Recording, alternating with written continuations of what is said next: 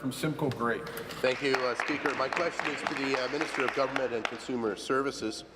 Speaker, in February of 2015, my private member's resolution concerning service clubs received all-party support in this House. It called on the government to strike a committee to investigate the legislative and regulatory barriers and burdens facing service clubs, such as the costs of audits, red tape when applying for lottery and liquor licenses, increased regulations and taxes and fees, to name just a few. The government sent my request to the Standing Committee on Social Policy for a mere one-half day of hearings. The committee issued a summary of recommendations, and since then we have heard nothing despite my repeated requests for action on the issues raised by the service clubs. Mr. Speaker, my question is simple. What has the government done to remove the regulatory barriers facing service clubs in all our communities? Minister of Government and Consumer Services.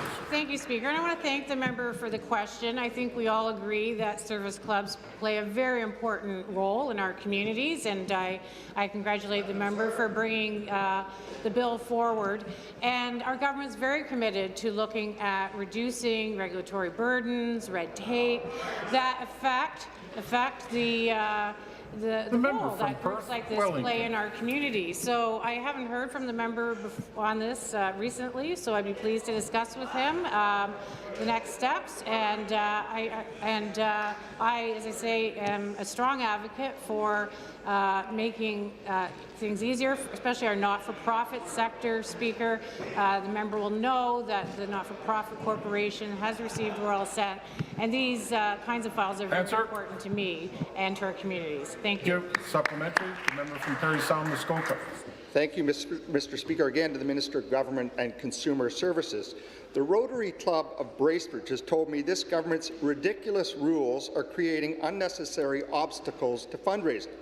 The Rotary Club of Bracebridge raises money for local events and causes and to support local families in need. Every year, they raffle off a car. This year, they added a duck race, but they are unable to get a license to start selling raffle tickets for the car until the duck race is over. That means they will lose 2 months of time for selling the raffle tickets for the car. Speaker, the committee heard about these issues more than 6 months ago.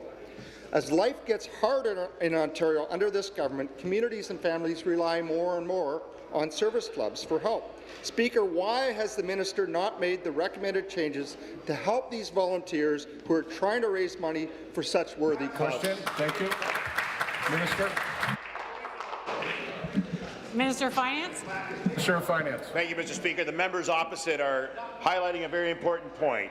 All of us are concerned about our service clubs to do the job they need in raising money and providing for gaming and bingo as well. And it's something that I'm working on with the OLG and the AGCO to determine how best to provide those services and enable them to have more accommodations. I know working with some of the cities is also part of the issue where they have the wherewithal to advance some of those causes. But, Mr. Speaker, I appreciate the concerns. We share them with you. We want to make it easier for our service clubs to provide the service that they do so essentially in our communities. Thank you. Thank you. New question, the member from Timiskaming, Cochrane.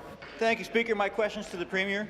Yesterday, we learned that a brokerage in Hong Kong is advertising condo units with a promise to pay the non-resident speculation tax on the investor's behalf.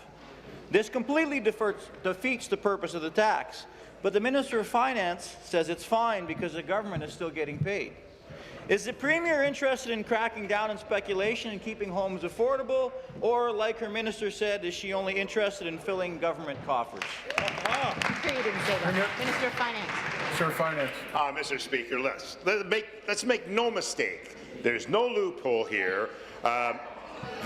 Should this legislation pass, by the way, then there will be a 50% speculation tax that will be applied to all non-resident Canadian buyers who provide and purchase residential homes in the Greater Golden Horseshoe, Mr. Speaker. And no matter how it's being advertised by some independent, all-in price by some other agency in another part of the world, outside of Canada, the buyers will be paying the tax if they're a non-resident Canadian, and that's just the point that we're making, Mr. Speaker.